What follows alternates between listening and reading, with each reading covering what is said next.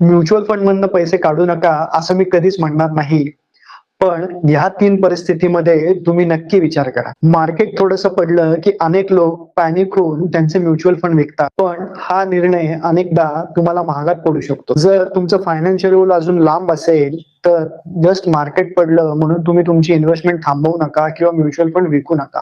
हे करण्यापूर्वी तुम्ही स्वतःला या 3 गोष्टी विचारा. नंबर 1, माझं फायनान्शियल टार्गेट पूर्ण झालं आहे का? नंबर 2, मला पैशांची खरंच गरज आहे का? नंबर 3, का मी फक्त भीतीपोटी हा निर्णय घेतोय? आपण इन्व्हेस्टमेंट करताना जितका विचार करतो तितकाच विचार आपण एखादी इन्व्हेस्टमेंट मोडताना करावा.